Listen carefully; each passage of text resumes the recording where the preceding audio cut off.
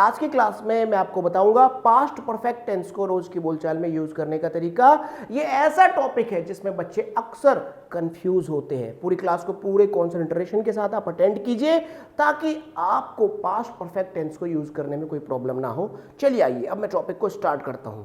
सबसे पहले आप समझिए कि मेन वर्ब और हेल्पिंग वर्ब को किस तरीके से आप यूज करेंगे और कौन से मेन वर्ब और कौन से हेल्पिंग वर्ब को आपको यूज करना। ठीक है, देखिए मेन वर्ब जहां परफेक्ट वहां वर्ब की third form.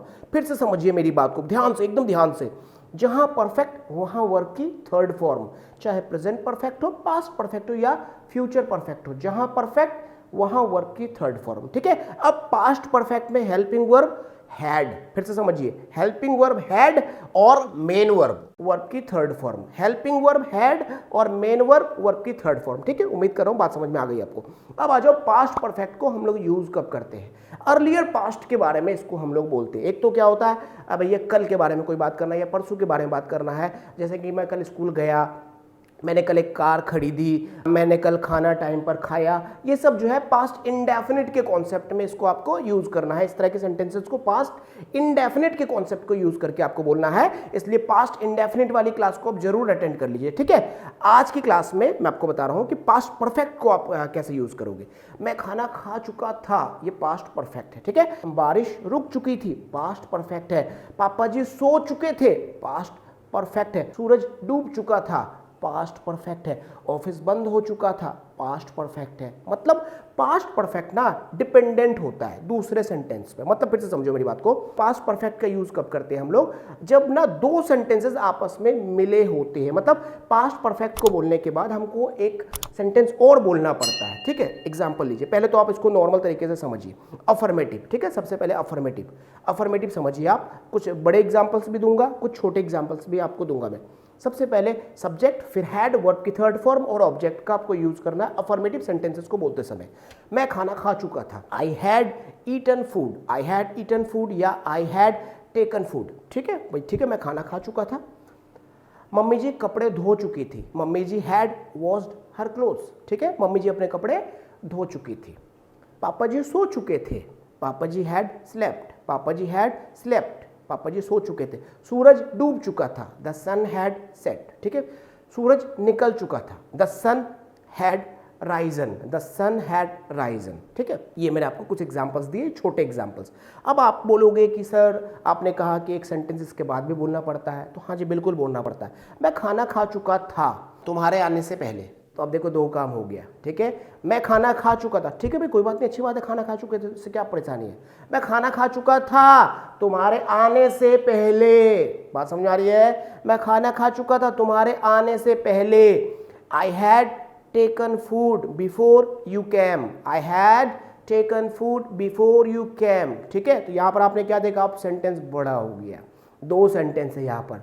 I had taken food before you came. ठीक है, तो पहले जो काम पूरा हुआ उसको बनाएंगे पास्ट परफेक्ट में, फिर बिफोर वर्ड का यूज करेंगे, फिर पास्ट इंडेफिनिट का यूज होगा जो काम बाद में पूरा हुआ है। अब इस सेंटेंस को आप इस तरह से समझो, I had taken food before you came, I had taken food before you came. पूरा सेंटेंस को एक साथ समझो, I had taken food before you came. ठीक है, अब देखो यहां पर जो काम अर्लियर पास्ट बहुत पहले हुआ उसको बनाया पास्ट परफेक्ट में, फिर बिफोर कंजंक्शन को हमने यूज किया, फिर हमने पास्ट इंडेफिनिट यूज किया बिफोर यू कैम। बात समझ में आ गई।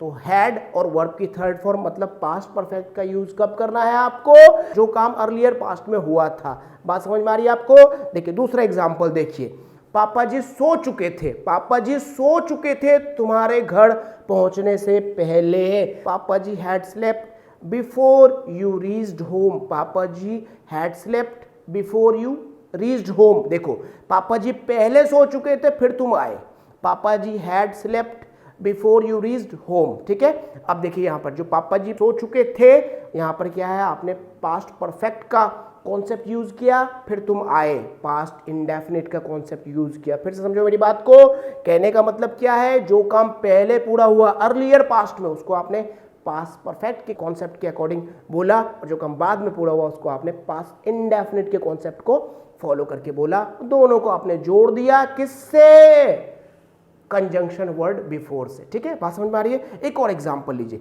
सूरज निकल चुका था तुम्हारे जागने से पहले। The sun had risen, the sun had risen before you woke up. आ जाओ फिर से समझो मेरी बात को। The sun had risen before you woke up, तुम्हारे जागने से पहले सूरज निकल चुका था। भैया सूरज कब निकल चुका था? पहले सूरज निकला। पास्ट परफेक्ट में हमने बनाया द सन हैड राइजन। ठीक है, past perfect. Before you woke up, before you woke up past indefinite में बनाया। बात समझ में आ रही है? तो पास्ट परफेक्ट का आपको यूज कब करना है?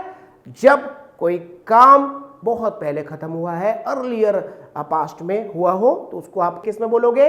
पास्ट परफेक्ट में बोलोगे। उम्मीद कर रहा हूं ये बात आपको समझ में आई होंगी। कम से कम 4 बार इस क्लास को अटेंड करना, 4 बार से पहले कोई समझौता मत करना। 4 बार इस क्लास को अटेंड करना। पास्ट इंडेफिनिट की क्लास को भी अटेंड करना। दे दिया मैंने आई बटन, ये देखो ये आई लिखा हुआ है, आई बटन में मैंने लिंक दे दिया है। पास्ट इंडेफिनिट टेंस को भी अटेंड करना। फिर दोनों को आप जोड़ जोड़ के बोलने की कोशिश करना। अभी मत घबराना, अभी बहुत सारी क्लासेस बाकी है, बहुत सारी क्लासेस बाकी है। आगे के सारे क्लासेस को टाइम पे अटेंड करना। एक क्लास को 4 बार डेफिनेटली इंग्लिश आ जाएगी। ये जल्दीबाजी मत करना। मुर्गी का पेट फाड़ के अंडा नहीं निकाला जाता है, मुर्गी टाइम पर अंडा देती है। ठीक है, बात समझ में आ रही है? इसलिए जल्दी मत करना। 2 दिन में कोई इंग्लिश नहीं सीखता। It's a long time journey, बहुत लंबा सफर है बॉस, बहुत लंबा सफर है। बहुत शिद्दत के साथ आपको मेहनत करनी पड़ेगी। Then you will get command in English. ठीक है, बात समझ में आ गई आपको? पास्ट परफेक्ट को यूज कर लोगे आप कैसे? सब्जेक्ट, हैड, वर्ब की थर्ड फॉर्म, ऑब्जेक्ट। ठीक है, अच्छा अब नेगेटिव आपको बोलना, नॉट लगाओ। नॉट का यूज करो किधर? हैड के बाद। ठीक है, मैं खाना नहीं खा चुका था, I had not eaten food, या आई हैडंट ईटन फूड। ठीक है, पापा जी नहीं जाग चुके थे, पापा जी हैडंट वोकन अप, पापा जी हैडंट वोकन अप। ट्रेन नहीं जा चुकी थी, the train had not departed, the train had not departed. बात समझ में आ रही है आपको? इस तरह से आप नेगेटिव सेंटेंसेस को बोलोगे। अब आपको इंटेरोगेटिव सेंटेंस बोलना है। ठीक है, इंटेरोगेटिव सेंटेंस बोलना है। क्या ट्रेन जा चुकी थी? Had the train departed. Interrogative का रूल क्या होता है? यहाँ पे हैड सब्जेक्ट से पहले आ जाएगा और सब्जेक्ट के बाद वर्ब की थर्ड फॉर्म, फिर ऑब्जेक्ट आ जाएगा। क्या ट्रेन पहले ही जा चुकी थी? Had the train already departed, had the train already departed. ठीक है, अब देखिए यहाँ पे भी फिर कंफ्यूज नहीं होना है। इसके पीछे दूसरा सेंटेंस छुपा हुआ होता है। क्या तुम्हारे स्टेशन पहुंचने से पहले ट्रेन चली गई थी? देखो दूसरा सेंटेंस छुपा हुआ है। ये आप हिंदी में बोलते ही बोलते हो, इसलिए यहाँ कंफ्यूज नहीं होना। मैं आपको बोल रहा हूँ, सुनो ध्यान से। क्या आपके स्टेशन पहुंचने से पहले ट्रेन चली गई थी? मतलब ट्रेन पहले चली गई थी, बात हो रहा है। तो पास्ट परफेक्ट को बोलो, had the train departed before you reach the station. अब जो आपने इंटेरोगेटिव बनाया है वो भी पास्ट परफेक्ट का है, क्योंकि जब आप बात कर रहे हो तो वहां पर सेंस क्या आ रहा है कि भैया काम पहले कौन सा हुआ? तुम्हारे पहुंचने से पहले ट्रेन चली गई थी, तो ट्रेन जाने का काम पहले हुआ था, उसमें क्वेश्चन मार्क आपने लगाया है। ठीक है, वो बोलेगा यस। बात समझ में आ रही है आपको? तो had the train departed before you reached the railway station. ठीक है, आई होप कि आपको बात समझ में आ रही होंगी। कमेंट करके आप WH interrogative, WH interrogative negative और इंटेरोगेटिव नेगेटिव के 2 सेंटेंसेस को मुझे बताइए, ताकि मुझे लगे कि पूरा का पूरा फोकस के साथ आप क्लास अटेंड कर रहे हैं। और उम्मीद कर रहा हूं ये सीरीज आपको बहुत अच्छा लग रहा होगा। कमेंट करके अपना एक्सपीरियंस जरूर बताइए। जो मैं होमवर्क आपको देता हूं ना, तो कमेंट करके जरूर बोलिए, जरूर उसको कमेंट करके हमें बताइए। देखिए आप नहीं बताएंगे ना, समझ में नहीं आएगा। और एक बार फिर मैं बोल रहा हूं आपको, थोड़ा सा देखो तेज आवाज में बोलना पड़ता है कई बार, थोड़ी एनर्जी। मैं नहीं चाहता हूँ ढीला ढाला तरीके से आपको क्लास दूं। पूरी एनर्जी के साथ, पूरी जिम्मेदारी के साथ आपके लिए कंटेंट हम लोग प्रिपेयर कर रहे हैं। और मैं आपको एक बात बता दूं, 1 दिन 2 दिन 3 महीना 2 महीने में इंग्लिश नहीं आने वाली है। ये लॉन्ग टर्म सफर है, लॉन्ग टर्म जर्नी है। कम से कम हर क्लास को 4 बार अटेंड करो और वोकैबुलरीज को लर्न करो। मैंने दे रखा है, ये देखो 200 लगभग 200 वर्ब्स दे रखे हैं।